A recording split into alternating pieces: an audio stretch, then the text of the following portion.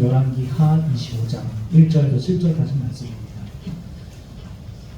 열왕기하 25장 1절에서 7절까지 말씀입니다. 한 절씩 교독하도록 하시겠습니다.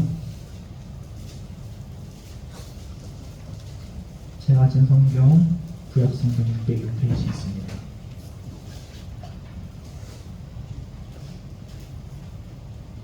찾으신 줄 알고 한 절씩 교독하도록 하겠습니다.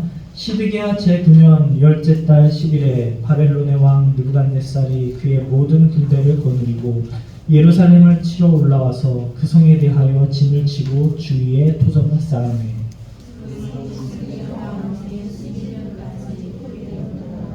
그 해 넷째 달 9일에 성중에 기근이 심하여 그 땅 백성의 양식이 떨어졌더라.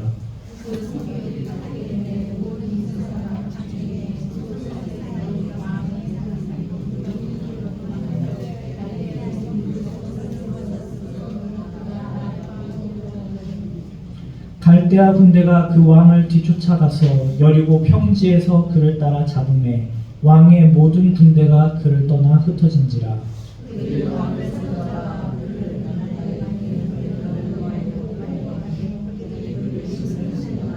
함께 읽겠습니다. 그들이 시드기야의 아들들을 그의 눈앞에서 죽이고 시드기야의 두 눈을 빼고 놋사슬로 그를 결박하여 바벨론으로 끌고 갔더라. 아멘. 거룩하신 아버지 하나님, 은혜와 사랑을 감사합니다. 하나님, 이 시간에 다시 한번 하나님의 은혜를 사모하며 이 자리 가운데 나온 성도들에게 하나님 큰 은혜를 베풀어 주시옵소서. 아버지, 우리가 세상을 살면서 하나님과 세상 사이를 방황하지 않게 하시고 늘 하나님 쪽에 하나님의 길로 걸어갈 수 있는 지혜로운 신앙을 허락하여 주시옵소서. 아버지, 이 시간 하나님의 말씀을 통하여서 다시 한번 굳건해진 우리의 믿음으로 기쁘며 하나님을 찬양하며 살 수 있는 원종의 성도들이 다될 수 있도록 주님 인도하여 주시옵소서. 이 모든 말씀 주 예수 그리스도의 이름으로 기도드립니다. 아멘. 할렐루야. 오늘 점심 맛있게 드셨죠? 반찬이 몇 가지였습니까? 제가 반찬을 담다 보니까 너무 많아서 밥을 담을 곳이 없더라고요. 오늘 또 맛있게 준비해 주신 손길 위에 하나님이 큰 위로와 격려해 주신 줄로 믿습니다. 할렐루야. 오늘 누구를 이야기할 것 같습니까? 오늘 보니까 시드기야. 여러분들 시드기야 잘 알고 계십니까? 시드기야는 요시야 왕의 셋째 아들이었습니다. 그리고 여호아하스의 형이고 여호야김의 이복 동생. 제 말씀을 준비하다가 초반에 이 말씀을 다 주무시겠다. 초반만 잘 참으시면 됩니다. 그래서 바벨론의 포로로 끌려간 이후에 느부갓네살 왕에 의해서 21살의 유다의 왕으로 세워졌습니다. 원래 그의 이름은 mat단이야라는 이름이 있었지만 바벨론 왕의 이름이 뭐로 바뀌었습니까? 오늘 시드기야로 개명되었습니다. 시드기야는 특별히 마지막 유다가 망한 마지막 왕으로 우리가 기억을 하고 있습니다. 그래서 그의 인생을 우리가 주목을 해봤을 때 왜 시드기야가 바벨론과 잘 지내면 됐는데 왜 바벨론에 배반을 했을까? 결과적으로 시드기야 왕이 바벨론에 대해서 반기를 들었기 때문에 유다는 바벨론의 침공을 받고 역사 가운데서 사라지게 되었던 것입니다. 여러분, 유다의 멸망은 왜 이루어졌습니까? 결국 바벨론이 아니라 하나님의 심판이었습니다. 하나님의 오래 참음이 이제 바다를 나타내서 하나님의 백성이 이제 운명 속에서 내동댕이 처진 것으로 우리는 볼 수가 있습니다. 그리고 이런 유다의 멸망, 시드기야 왕 개인의 선택이었지만 이것을 넘어서 그동안의 모든 유다의 지도자들, 백성에 대한 하나님의 진노의 불이 마침내 붙여져서 유다는 역사 속으로 사라졌습니다. 모든 일에는 다 때가 있죠. 하나님께서 때가 찼기 때문에 독생자 예수 그리스도를 이 땅에 보내주셔서 구원의 역사를 실행하였듯이 때가 찼기 때문에 이제 이 유다의 불의한 죄가 하나님의 심판을 받게 되었던 것입니다. 그래서 예레미야 27장에 보면 37장 2절에 보면 시드기야 시대의 사람들을 잘 이야기를 하고 있습니다. 뭐라고 말씀하십니까? 그와 그의 신하와 그의 땅 백성이 여호와께서 선지자 예레미야에게 하신 말씀을 듣지 아니하니라. 즉 유다 왕국의 멸망의 이유는 무엇입니까? 백성들의 지도자였던 왕이 부패하였고 그의 신하가 부패하였고 또 그의 백성까지도 총체적인 타락과 불순종으로 인한 일이 바로 유다의 멸망이었습니다. 그래서 시드기야를 우리가 개인의 삶을 다시 한번 살펴보면서 어떤 역사, 어떤 하나님의 심판을 받게 되었는지 우리는 한번 확인할 필요가 있다는 것입니다. 시드기야는 세상과 하나님 사이의 두 갈림길에서 항상 고민을 했었을 것입니다. 그리고 그 똑같은 일을 우리는 지금도 저와 여러분 또한 겪고 있다는 것입니다. 오늘 이 시드기야를 이해하기 위해서는 함께 읽었던 열왕기 하 말씀도 있겠지만 예레미야에 조금 더 잘 나와 있다는 것입니다. 더욱더 풍부한 사실들이 이 예레미야서에 나와 있습니다. 당시 예레미야서에 기록된 시드기야가 통치할 때에는 애굽 세력, 친애굽 세력, 즉 이집트를 선호하는 사람들이 있었습니다. 그래서 당연히 이 사람들은 강력하게 친애굽 정책을 주장을 하면서 시드기야를 설득을 했습니다. 그런데 이때 마침 거짓 선지자들도 신하와 맞장구를 치면서 애굽을 의지하는 것이 좋다. 하나님께서 바벨론을 꺾으실 것이다 라고 거짓 예언을 했던 것입니다. 그런데 또 예레미야 선지자만 이렇게 얘기했습니다. 애굽을 의지하지 마십시오. 우리는 지금 차라리 바벨론에게 항복을 하는 것이 우리의 살 길입니다.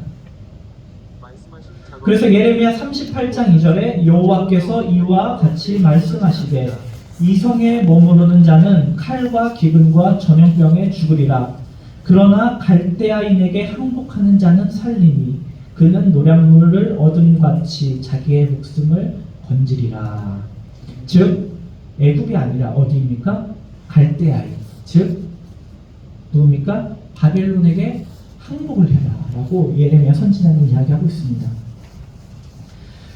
결과적으로 시드기야는 이 하나님의 메시지 그리고 세상의 메시지 둘 중에서 갈등을 하다가 바벨론을 거역하고 애굽을 의지하게 되는 것입니다. 이것이 유다의 멸망을 재촉하는 계기가 되었던 것입니다. 그래서 역사 가운데 시드기야는 주변의 국가들과 동맹을 맺었습니다. 그리고 이제 애굽의 파라오가 원군을 약속을 했기 때문에 바벨론에게 이제 반역을 할 기회를 쫓고 있었습니다. 하지만 어떻게 됐습니까? 예루살렘 성은 바벨론에 의해 함락이 되고 말았습니다. 엎친 데 덮친 격으로 예루살렘 성 안에는 어떤 일이 있었습니까? 기근과 아사와 수많은 사상자들까지 속출했던 것입니다. 이런 상황에서 시드기야는 백성을 버리고 어떻게 합니까? 아라바 광야 쪽으로 도망갔으나 결국 여리고 평지에서 바벨론 군사들에게 포로로 붙잡히는 신세가 되었습니다. 그리고 결론적으로 어떻게 됩니까? 두 아들은 그가 보는 앞에서 죽임을 당했습니다. 두 아들이 죽임을 당하는 것을 자기 눈으로 보고 그 죽음을 목격했던 그 눈까지도 어떻게 됩니까? 두 눈이 뽑힌 채 사슬에 묶여서 바벨론으로 잡혀가 감옥에서 여생을 마치게 되었습니다. 참으로 비참한 운명을 맞이하는 것 같습니다. 근데 그의 나라가 망하는 것을 어떤 사람들은 숙명이라고 생각할지도 모릅니다. 운명이라고. 하나님께서 멸망의 때를 정하면 그것은 인간의 행동과 선택과 전혀 무관하게 집행되는 것인가? 여러분 만약에 서울역에서 KTX를 타고 부산을 가면 어느 정도 걸리죠? 가본 적은 없어요. 얼마나 걸립니까? 한 2시간 30분 걸리죠? 그래서 서울역에서 타면은 부산역에 몇 시에 내립니까? 그러면 12시에 타면은 2시 30분에 도착하듯 우리의 인간의 운명은 이런 것인가? 하나님의 계획이 있다면 우리는 아무리 몸부림을 쳐도 피하거나 연기할 수는 없는 것인가? 여러분 어떻게 생각하십니까? 다 정해져 있습니까? 끄덕이시는 분들도 있고. 이렇게 시드기야의 인생에는 두 가지 갈림길이 있었던 것입니다. 하나는 애굽으로 가는 길, 다른 하나는 바벨론으로 가는 길. 여기서 애굽으로 가는 길을 주장했던 사람들은 친애굽 신하였습니다. 그들은 세속적인 권력으로 왕을 조종하기도 하고 영향을 미쳤습니다. 거기에 더해서 거짓 선지자들까지 있었습니다. 그들은 하나님이 주신 메시지를 전하는 것이 아니라 정치인들이 바라는 메시지를 전했을 것입니다. 반면에 바벨론으로 가는 길을 누가 주장을 했었습니까? 예레미야는 하나님이 전해주신 말씀을 그대로 전했던 것입니다. 그 메시지는 무엇입니까? 살기 위해서는 바벨론에 항복을 하라. 그래서 예레미야는 이 바벨론이라는 나라를 하나님께서 유다를 치기 위한 하나님의 징벌의 도구로 생각을 했습니다. 그래서 바벨론에게 항복을 하는 것은 곧 하나님께 항복을 하는 것과 같다고 이야기한 것입니다. 그렇기 때문에 바벨론에게 항복을 하는 메시지를 전했던 것이지. 하지만 그로 인해서 그는 여러 차례 감옥에 갇히기도 하고 고통 가운데 있었습니다. 오늘 시드기야는 이 두 가지 메시지 안에서 갈등을 하고 있는 것입니다. 하나님과 세상 사이에서 늘 갈등하는 모습. 내가 하나님 편에 서야 할까? 아니면 세상 편에 잠깐 서야 할까? 시드기야가 살았던 이 옛날이나 저와 여러분이 살고 있는 오늘날에도 이런 공통점이 있다는 것입니다. 저와 여러분 또한 시드기야처럼 하나님과 세상 앞에서, 세상 사이에서 지금도 갈등을 하고 있습니다. 세상이 말하는 메시지, 그리고 하나님의 말씀으로부터 오는 메시지는 여전히 저와 여러분을 설득하기 위해서 끊임없이 경쟁하고 있을 것입니다. 여러분들은 어떤 길에 서기를 원하십니까? 왼쪽과 오른쪽에 있는 길이 있으면 어떡합니까? 한 발은 왼발에 두고 오른발은 오른쪽에 두고 이렇게 중간에 서 계실 분도 계실 것입니다. 하지만 우리는 이렇게 양방향을 양다리를 걸치며 살 수 없다는 것입니다. 우리는 한 방향만 가야 하는 것입니다. 내가 하나님을 향해 갈 것인지 아니면 세상을 향해 갈 것인지 반드시 결정을 해야 하는 것입니다. 그래서 우리는 하나님 말씀처럼 하나님께 순종을 해서 복을 받느냐 아니면 하나님께 순종하지 않고 저주를 받느냐, 두 가지를 항상 선택을 해야 한다는 사실입니다. 엘리야 선지자는 얘기했습니다. 여호와가 하나님이면 그를 따르고 바알이 만약 하나님이면 그를 따를지니라. 분명한 선택과 결단이 필요하다는 사실입니다. 요즘 버스에 보니까 연예인들 얼굴이 붙어있고 유튜브 채널이 있더라고요. 그 채널 이름이 들어볼래? 라는 채널이 있었습니다. 거기 보면은 많은 연예인들이 간증을 하는 영상을 볼 수가 있습니다. 근데 제목들이 다 비슷비슷해요. 그래서 제가 제목들을 봤는데 제목들만 보니까 이렇습니다. 하나님과 세상 사이에서 가랑이가 찢어지다. 어떤 가수는 세상 쾌락을 버리고 주님과 동행하다. 그리고 마약까지 통됐던 한 연예인은 세상을 즐기다 천국만 가고 싶었던 그녀 회개하다. 그리고 이제는 목회자가 된 한 배우의 고백은 신나게 세상을 즐기던 청년, 복음으로 사명자가 되다. 비슷비슷합니다. 이렇게 하나님과 세상을 그 사이에 양다리를 걸쳤던 시드기야였습니다. 그렇지만 시드기야는 하나님의 존재를 모르지 않았습니다. 그는 어려움이 있을 때마다 예레미야에게 조언을 구했고 항상 상황에 대해서 하나님의 메시지를 듣고 싶어 했던 사람입니다. 그리고 심지어 시드기야는 예레미야에게 때때로 기도 요청까지도 했습니다. 그때마다 예레미야는 시드기야에게 하나님의 뜻을 분명하게 전달을 했었습니다. 그런데 문제는 무엇이냐? 시드기야가 알면서 이를 실행하지 않았던 것입니다. 시드기야는 하나님의 뜻이 무엇인지 분명히 알고 하나님의 뜻을 들었지만 행동에 옮기는 데는 늘 실패를 했습니다. 그 이유는 무엇입니까? 세상의 눈치를 너무 많이 봤기 때문입니다. 시드기야는 늘 주변에 있는 애굽 세력을 경계하면서 조심스럽게 행동했습니다. 그래서 예레미야 선지자를 만나게 되는 것까지 조심스러워서 몰래 침묵을 보낸 적도 있었습니다. 그리고 또 시드기야는 하나님을 따르고는 싶었지만 여러 가지 상황 때문에 여러 가지 경황이 있지 않아 결단을 내지 못하고 우유부단하게 처신했던 모습을 볼 수가 있습니다. 이런 모습은 시드기야뿐만 아니라 아마 우리의 모습일 수도 있을 것입니다. 예레미야가 왕에게 여호와의 목소리에 순종하게 되면 복을 받아 생명을 보존할 것입니다 라고 분명히 얘기를 했지만 시드기야는 상황에 따라 우유부단했기 때문에 그 메시지를 온전히 실행하지 못했던 것입니다. 그래서 결국엔 바벨론 군대와 싸우게 되었고 결국 지고 도망가다가 붙잡혀서 아들이 죽고 두 명이 뽑히게 된 포로 신세가 되었던 것입니다.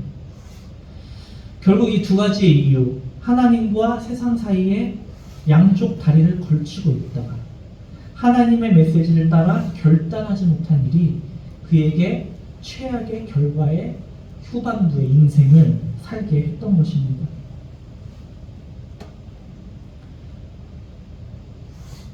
그의 인생의 종말은 정말 추했죠. 한때 왕이었던 사람이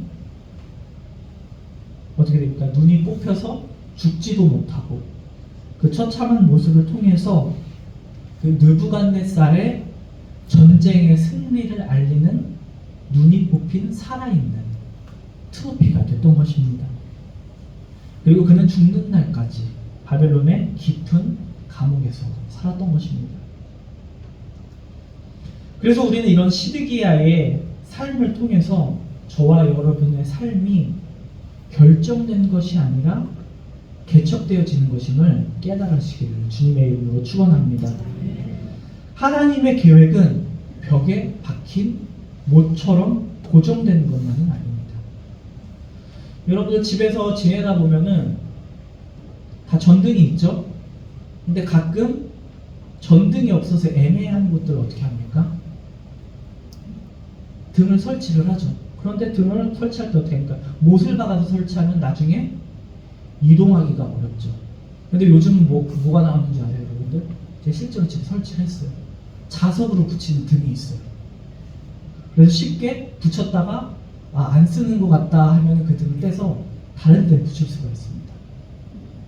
구입을 원하시는 분은 저에게 알려주시면 제가 알리익스프레스에서 구매를 해드리겠습니다. 이처럼 하나님의 계획이란 무엇이냐? 벽에 고정된 못이 아니라는 것입니다. 얼마든지 바뀔 수가 있습니다. 하나님의 계획은 심판이 연장되거나 또 그 심판이 취소되는 일도 있다는 것을 우리는 성경을 통해 알 수가 있습니다. 창세기에도 보면 어떻습니까? 소돔과 고모라를 멸망한다고 하셨는데도 하나님이 자꾸 어떻게 합니까? 의인이 있으면 멸망하지 않겠다고 자꾸 이렇게 연장을 하기도 했었습니다.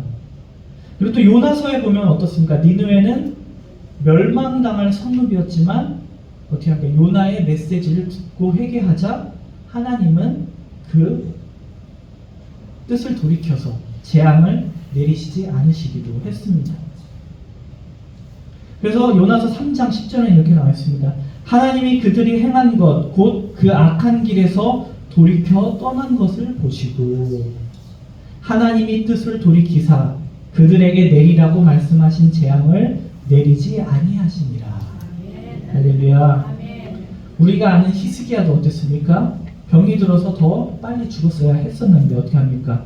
히스기야가 그 낯을 벽을 향하고 하나님께 기도를 하니까 그 생명을 15년이나 더 주셨습니다. 이것은 하나님의 심판을 믿음으로 연장시킨 예라고 우리는 볼 수가 있습니다. 오늘 본문도 그렇습니다. 더 자세하게 나온 예레미야에서는 이렇게 말씀하고 있습니다. 여호와께서 이와 같이 말씀하시되 이 성에 머무르는 자는 칼과 기근과 전염병에 죽으리라. 그러나 갈대인에게 항복하는 자는 살리니 그는 노량물을 얻음같이 자기의 목숨을 건지리라.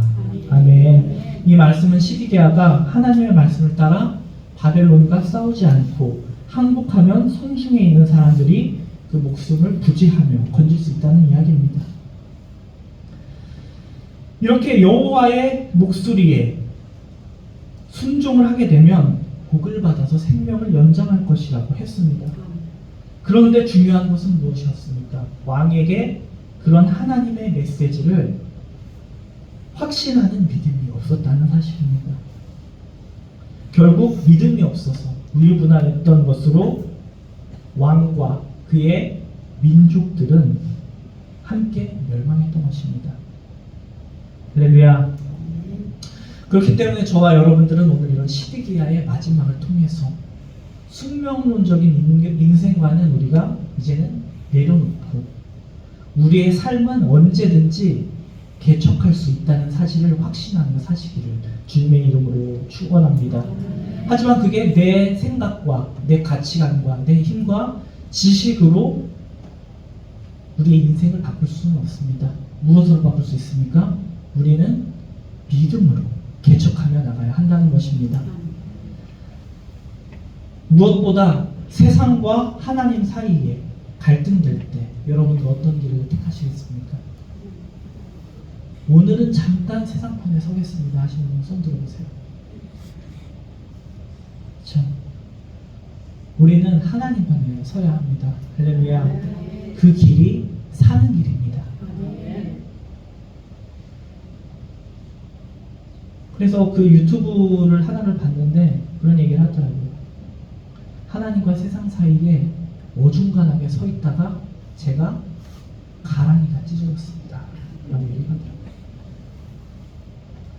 여러분의 인생 가운데 지금도 고민하고 힘들어하는 결정 때문에 밤낮으로 고민하고 계실 겁니다. 어떤 길을 걸으시겠습니까? 두 갈림길에서. 정답은 언제나 하나님입니다. 할렐루야. 하나님의 길로 걸으십시오. 하나님이 함께 하실 것입니다. 그리고 그 하나님이 여러분의 인생을 더욱더 아름답게 꾸며주실 것입니다. 이런 하나님과 늘 동행하는 우리 원종의 모든 성도님들이 되시기를 주님의 이름으로 간절히 축원합니다. 기도하시겠습니다. 거룩하신 아버지 하나님 감사합니다. 우리가 날마다 세상과 하나님 사이에서 고민할 때에 더 이상은 우리가 고민하지 않게 하여 주시옵소서. 아버지, 우리가 담대히 하나님을 선택하며 하나님과 동행하며 성령님과 걸어가게 하여 주시옵소서. 아버지, 그 길이 손해보는 일이 아니라 그 길이 망하는 길이 아니라 언제나 우리의 생명이 살고 다른 생명을 살리는 길임을 다시 한번 깨닫고 그 길을 굳건히 걸어갈 수 있도록 주님 인도하여 주시옵소서. 내가 걸어갈 때에 혼자 가는 것이 아니라 하나님과 나와 동행한다는 사실을 더 깊이 깨달으며 하나님을 예배하며 찬양하는 원종의 건속들이가 될 수 있도록 하나님 인도하여 주시옵소서. 아버지, 또 세상으로 우리가 나갈 때에 많은 고민 앞에서 하나님을 선택하고 하나님을 기뻐하는 일에만 집중하는 우리 원종의 성도들이 될 수 있도록 우리의 영육간의 강건함을 허락하여 주시옵소서. 이 모든 말씀 감사드리며 주 예수 그리스도의 이름으로 기도드립니다. 아멘.